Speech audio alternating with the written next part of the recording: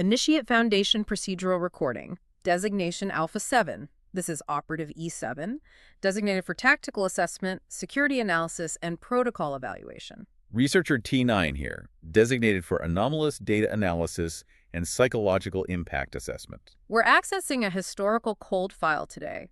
Focuses on SCP-9987, an anomaly that showed up on the deep space vessel FSS Hakim during the long-defunct Operation Palatine. And just confirming, Operative, we are reviewing this archive completely cold. First time for both of us. What we have is it's a disorganized, century-old collection of logs and notes. Right. So our primary objective here is to extract the key events, try to establish what the anomaly's function was, and see if we can integrate these findings into, modern classification standards. The mission context is already troubling, to say the least.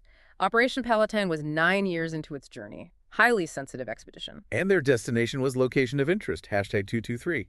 The file just calls it the Crown. We're relying solely on the logs of the two survivors, Captain Hal Montauk and senior researcher Isra Tamimi. The logistics alone just scream protocol failure from the get-go. Before we even get into the dry data, the containment specs and all that, Operative, we have to stop on the preamble. The header, yeah, I saw that. This file opens with a header, clearly added later by one of the crew, and it injects a level of profound personal suffering you almost never see in official documentation. Read it for the record. It reads, "I have seen fire enough. Fire that burns, consumes, screams. I do not wish to see any more." That sets a dramatic precedent, a subjective one. Okay. We'll proceed with caution, try to filter that emotional language against whatever quantifiable data we can find. Agreed. Let's see if we can establish the facts as they were recorded. Okay. Section 1. Item number, SCP-9987. Initial object class is listed as Euclid. But, crucially, the archived header clearly indicates a prior classification, a much higher risk. It was Keter. So we're looking at a downgrade. We need to keep that in mind. Was the threat actually contained, or did it just disperse? That's a huge discrepancy. It is. It requires immediate investigation. And the containment procedures, or lack thereof, they immediately confirm operational failure. The FSS Hakim wasn't a containment vessel. Not even close. The entry says, and I'm quoting here, "Due to a lack of containment facilities aboard the FSS Hakim, with the return journey to Earth predicted to take 8 years, SCP-9987 is currently being housed in the former quarters of Able Seaman Campbell." So, a civilian housing solution for a Keter-level anomaly. You just can't take that kind of risk. It speaks to the extreme isolation they were under, the resource scarcity. It does. It also highlights another critical problem. Its priority. Low priority. Relative to the main mission, anyway. Yeah. The crew Montauk and Tamimi, the only two left out of 15, they were responsible for everything. But the file stresses that 9987 showing up was considered secondary to reaching location #223. They were exhausted, severely undermanned. The potential for compromise was, it was exponential. Okay, let's get to the description of the entity itself. What are we looking at? SCP-9987 is documented as an entity of unknown origin.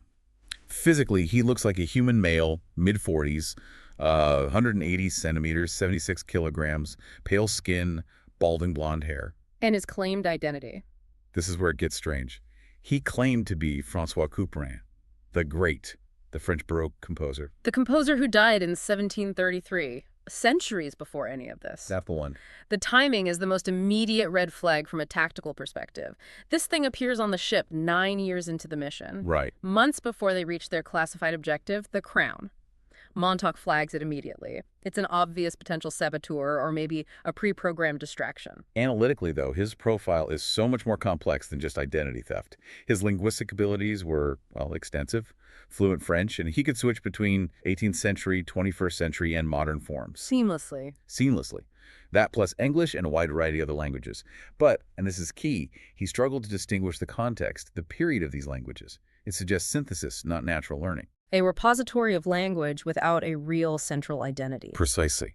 And his historical knowledge was vast, but fragmented. It didn't correspond strictly to the historical Couperin. He was like a vessel for cultural context that spanned millennia, continents. He defied any simple temporal classification. So to confirm, we have an uncontained, potentially Keter-level entity.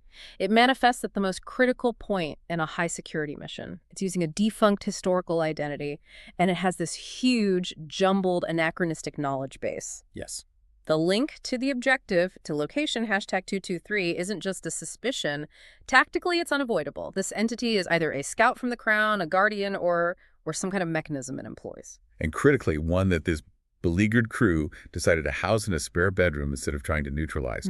The psychological fatigue must have been just overwhelming. Let's move to the addenda. First impressions. Okay, Addendum 1. This was recorded 34 days after he manifested. The initial interview, it really shows the psychological rift that was already forming between the two survivors. 9987 just catalyzed it. Montauk, the captain, he's clipped. Rigid. He's trying to cling to the old Foundation protocols he remembers. You're an anomaly. We record anomalies and contain them. He wants a hard line. But he's immediately met with resistance from Tamimi. She argues he's, quote, indistinguishable from a real person. She's advocating for civility. Grasping for some normal human interaction after 9 years out there. I think so. And this rift-hard containment versus, I don't know, soft psychological coping, it really highlights the toll that deep space had taken on both of them. Tamimi saw a person in distress. Montauk saw a security risk, a threat to neutralize. And what about 9987's own story? His arrival? Vague. He remembers being home in Paris, then waking up in the airlock. That's it. But there's a contradiction, one that immediately challenges his whole identity. He's humming a tune, Rameau's Trio de Parc. Okay. To Mimi, being a researcher with a deep cultural grounding, she notes that this piece premiered over a month after the historical François Couperin died. A fatal anachronism. In his own self-presentation, the anomaly is built from borrowed parts. Absolutely. And when they press him on it, he just admits, I remember too much. He doesn't just remember Couperin's life. He describes this barrage of impossible memories. Like what? Prussians goose-stepping through Paris, which happened long after his time. Then it's praying in Old St. Paul's, then a pilgrimage at Varanasi. He's a walking collision of time and culture. And how does he explain that? How does he rationalize it? He says the memories feel stitched around me. He calls himself a creature of 1,000 parts, none of which fit together. So this is critical for his classification. He's a synthesized informational entity, a self-aware composite of what, human cultural detritus? I think that's a perfect way to put it. Yep. His memory overload personified. And Montauk uses this to confirm his suspicion. Yeah. 9987 has to be connected to location #223. The complexity to him is just obfuscation. Right. And this is the moment of critical procedural failure, a catastrophic tactical lapse that we have to log. Montauk, just weary beyond measure, effectively throws out the last bit of Foundation protocol he has left. What does he say? He says, damn the Foundation. And he grants 9987 free reign of the ship, despite all the suspicion. The mission just shifted from containment and observation to cohabitation, existential bargaining. That level of burnout it's hard to process. He risked everything because he was tired of being lonely. Exactly. And then Addendum 2, which is from 9987's own journal, it gives us some insight into his internal state. He calls the memory phenomenon a flypaper effect. Flypaper? Yeah. His core identity, Couperin, is filtered through, as he puts it, 1,000 impressions. The tourist who visited his church, the nun who studied his era, the historian who cataloged his life. He can't tell which impressions are real and which are just noise. And all this is playing out against the backdrop of the FSS Hakim, described as intentionally gray Spartan, designed to sustain life, not delight it. A functional metal box orbiting a disaster. Yeah. Helmo Montauk copes by clinging to the mission, to suspicion, focusing only on the objective. While Tamimi does the opposite. She seeks stability and distraction, her plants, microscopic cells. She's finding solace in life that's divorced from the ship's crushing functionality. And 9987, the anomalous embodiment of human culture, becomes the third point in their psychological triangle. He forces them to engage with their situation in a very non-Foundation, very human way. Okay, that brings us to Section 3, the Crown and the collapse of normalcy. Right. Addendum 3. This is an impromptu interview Tamimi has with 9987, and this is where we finally get the context for the whole operation, the true grim status of Earth. It starts strangely, though, with Tamimi talking about etymology, peppers. It's a beautifully subtle analytical tool she's using. She explains that the name for Capsicum annuum, the common pepper, it came from a mistake. People assumed it was similar to black pepper. Confusing the outcome, the spice for the root source, the plant family. Exactly. And she immediately applies it to 9987's identity. He thinks he's Couperin because the name is lodged in his brain. He's confusing the outcome, the name, with the deeper, anomalous root cause of his own existence. A philosophical setup for a very harsh reality check. This is where she tells him what's happened to Earth. Her revelation it's harrowing. She describes Earth collapsing under calamity after calamity. The return of old, slow wars, mass starvation, and the occult bleeding through, the slow, agonizing failure of normalcy. Which defines the Foundation's existential crisis at that time. They'd gone from containing threats to just trying to contain reality itself. She calls the Foundation a great mutant spider, endlessly annexing reality just to maintain a normalcy that had, quote, long since died. The goal wasn't to safeguard humanity anymore. It was just to keep the real dark away, hoping mankind would fix itself. Which required total systemic control. Tamimi explains there were no independent powers left. You were either in the Foundation or outside it. The mission to the Crown was their final desperate Hail Mary, looking for some kind of external intervention. Let's talk about the signal itself. Unclassified anomaly, hashtag 17671, the Crown. What was it at first? Just endless chattering snippets. A mix of languages, English, Persian, Xhosa, Chuvash. It confirmed complex, non-human intelligence at a vast distance. But then the signal changed. It morphed.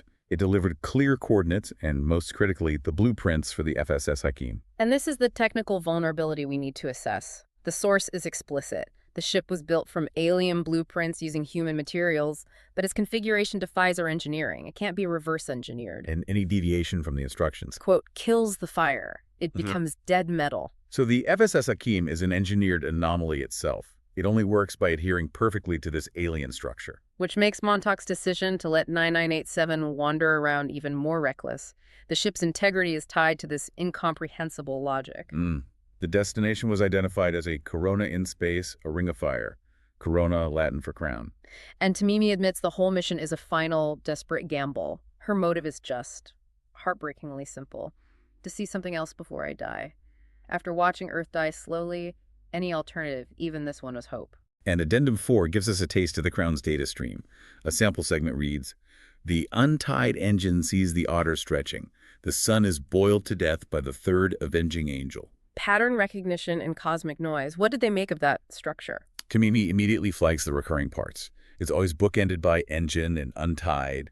She starts looking for thematic clusters like sun and boiled or resurrection and martyrs. It suggests there's intentional content there, but it's layered with ambiguity. It allows for subjective interpretation, which, as you said, proves fatal for Montauk. Right, and we need to cross-reference that specific line for the record. The third avenging angel boiling the sun. SCP-179. Yes, a direct, if cryptic, reference to the demise of Sol Suzer, formerly SCP-179, an extraterrestrial entity that functioned as an orbital sentinel for us, warned us of deep space threats. She fell into the sun on the same day as that broadcast. So the Crown isn't just broadcasting its location, it's broadcasting contemporary anomalous events. Precisely. But the ambiguity is key. Temi asks, was 179 boiling the sun or being boiled by it? The data is there, but it's filtered.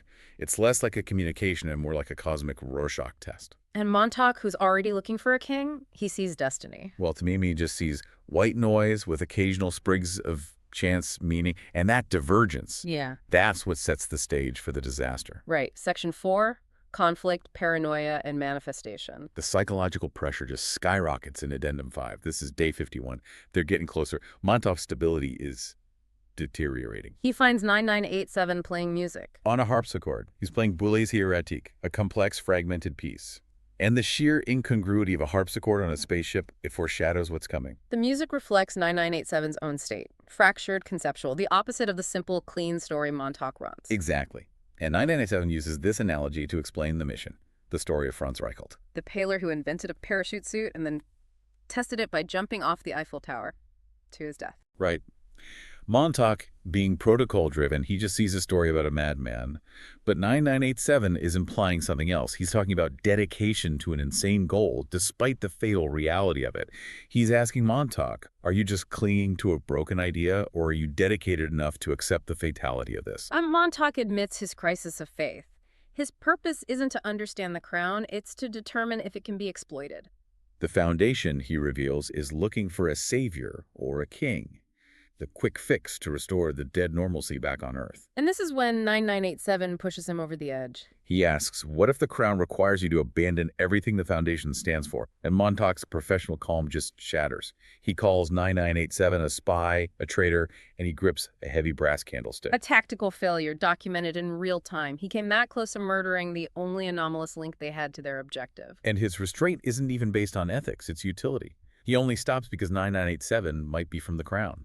He admits they're all stranded, coping poorly, struggling to think anymore. They're adrift, mentally, not just spatially. And this psychological breakdown happens right before reality itself breaks down. Yes, the final shock of that log. 99987 asks, with genuine curiosity, why is there a candlestick on a spaceship? Which forces Montauk to actually look and realize the impossible, the harpsichord. These objects just materialized, tied directly to the emotional friction between them. Addendum 6 logs these things. Right. It confirms 99987's anomalous capacity. He's a localized reality anchor for human cultural memory. Let's run through the list. These objects are manifestations of their suppressed anxieties, their desires. Okay, what do we have? First, a gilt bronze clock, a 1782 copy, decades after Couperin died.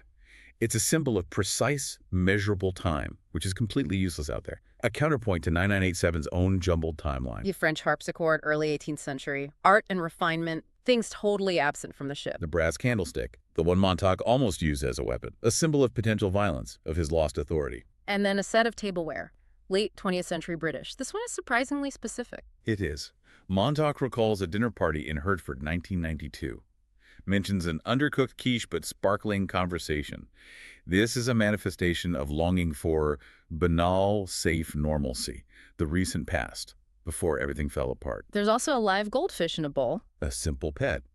You have to think Tamimi, the botanist obsessed with life, was profoundly affected by this beautiful, unnecessary flicker of simple biology. But the most resonant object, the most psychologically charged one, is the porcelain vase, 15th century Ming dynasty. And Montauk identifies it. Specifically, it's a family heirloom that belonged to his defector ancestor, Robert Montauk. He insists it be destroyed immediately. This is a convergence of his professional duty and his ancestral trauma. The vase represents his family's betrayal of Foundation ideals. Its appearance is a direct projection of Montauk's deepest anxiety about loyalty and failure. Tamimi even suspects 9987 liberated it, which confirms he isn't just a passive conduit, he's actively manifesting their psychological stress. And finally, a patchwork quilt. Startlingly generic, the platonic ideal of comfort. Pure, desperate longing for home. These objects, they're a map of their crumbling sanity, researcher. They are proof that the anomaly can interface with suppressed human memory and turn it into physical reality. Yes. And by Addendum 7, Day 56, the deterioration is total. 987 is convinced everyone is insane, including himself. Montauk is just monomaniacal. He's decoding the Crown's broadcasts and seeing a white and shining fire, an infinity of possibility. Classic delusion of grandeur. Fueled by isolation and desperation, 9987 diagnoses him pretty shrewdly, actually. Says his dreams are ridden with cliches. Montauk wants a savior. He lacks the imagination for real infinite chaos. Which leads 9987 to his own theory of origin. He suggests he's a Tarkovskian conjuring, created by the Crown as an intrinsic property of this ship to generate unexplained things. Clocks, candlesticks, Couperins. He sees himself as a catalyst.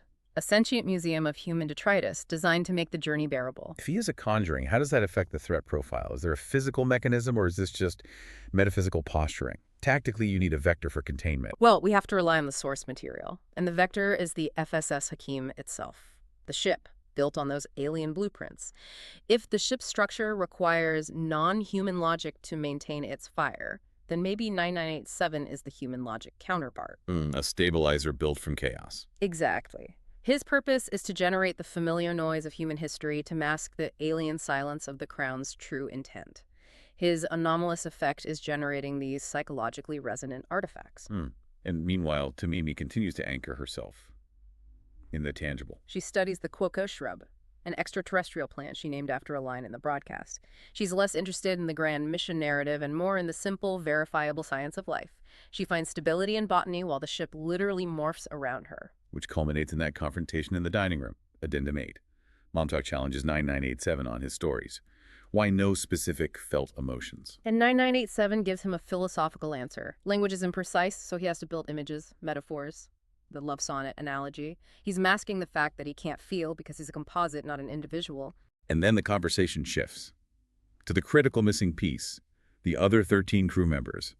Montauk finally reveals what happened, the accident. 3 years into the mission, 13 of them celebrating in that same dining room, and they just blinked and glitched. 100 feet to the right, into open space, screaming. Montauk was in the cockpit. Tamimi was ill in her quarters. The sheer terror of that, an instantaneous spatial anomaly, and the fact they continue to use the room, it speaks to a profound level of denial, resilience. It's a mass casualty event caused by the failure of the ship's anomalous geometry. But Montauk, he frames this horror as divine intervention. He argues the Crown must have eliminated them to preserve the perfect emissaries, himself and Tamimi. The delusion lets him reconcile the horror with his sense of destiny. And 9987 is the voice of reason. If the Crown is infinite and terrifying, how can you assume its intentions are comprehensible or futile? He's reminding Montauk he isn't dealing with a king, he's dealing with forever. Tamimi's journal entry from that day is revealing. She feels inevitability in duty, but she rejects Hal's obsession with kingship. She questions the reality of a true king, a font of justice, and reflects on the terrifying loneliness of limitless will. Her coping mechanism is poignant. She surrounds herself with personal things, her sister's necklace, pampas grass, tangible links to small human moments, and her final entry. I have seen fire enough, I do not wish to see any more. And as their minds fall apart, the ship follows. Addendum 10 logs, the ream changes. The FSS Hakim becomes a living museum of human memory. Detail the key changes for the record.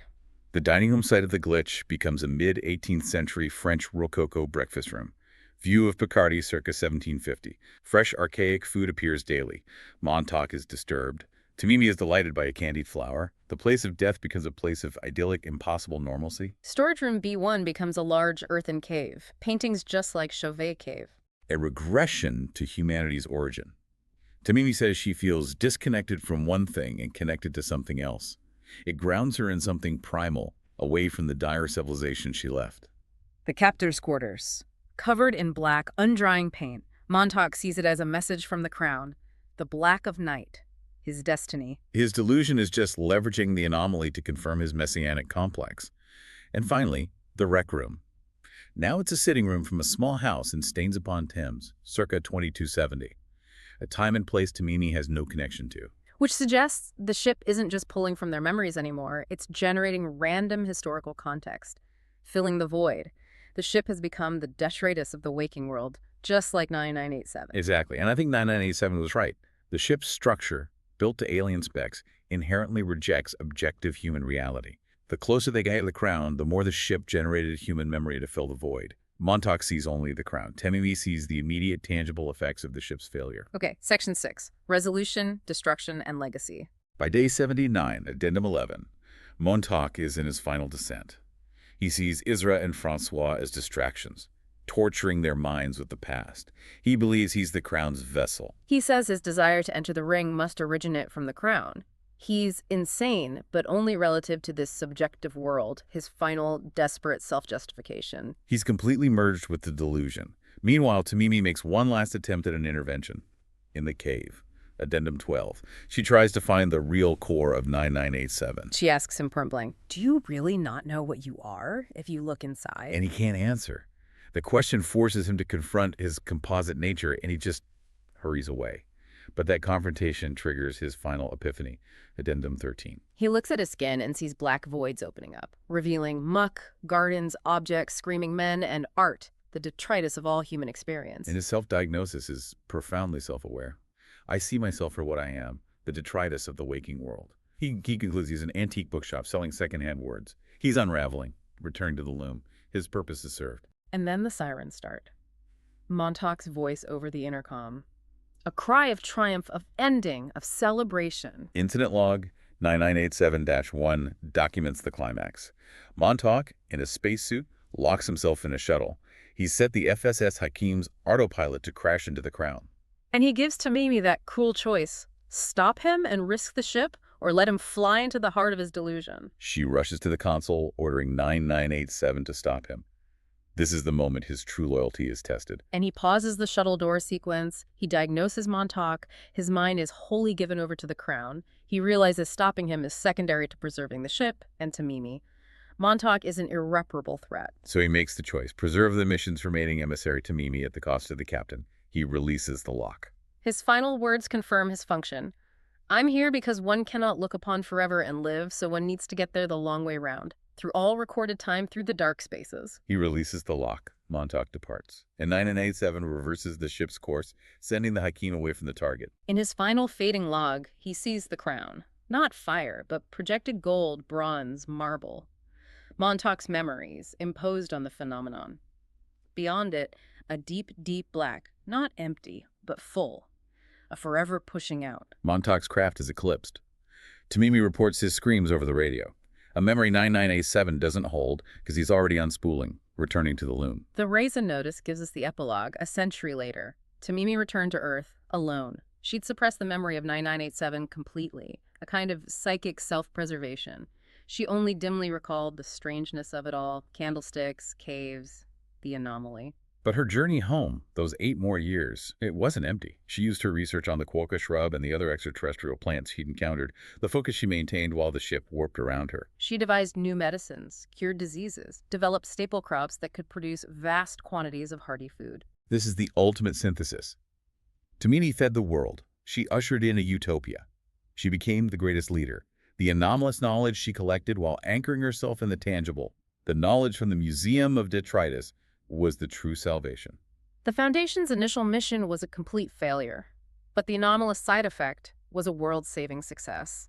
And this file, this mess of fragmented logs, was only found a century later by accident. So, to summarize our findings, containment of SCP-9987 failed because he wasn't something to be contained. He simply unraveled once his purpose was complete. And Operation Palatine, the mission to the Crown, resulted in a victory, but not the one they expected. The irony is stark. The attempt to maintain a dead normalcy required fracturing reality and space to create a new, better normalcy on Earth. SCP-9987 was a necessary complex catalyst, a walking repository of human memory designed to guide and stabilize the survivor. He recontextualized suffering, kept Tamimi from being consumed by the infinite chaos of the Crown, and allowed her to focus on the tangible, on life. The entity known as Cooperin faded as soon as his purpose was complete. The real threat, the annihilating threat, wasn't the Crown or the detritus. It was the human desire for a simple, clear-cut answer. Montauk's destructive obsession with a king. This file, it challenges our entire classification methodology. We sought to contain a threat, only to find the threat was the human mind itself, faced with infinity. The anomalous element, 9987, provided the necessary distraction for survival. Which raises a final, crucial question for us and for the Foundation as a whole. What knowledge do we currently dismiss as detritus, as irrelevant history, fractured memory, random noise, that might actually hold the key to our own future? Montauk dismissed the harpsichord and the candlestick as meaningless. Tamimi used the chaos they represented to save humanity, a sobering thought. Log documentation complete. File closed under classification 9987 Omega. End recording.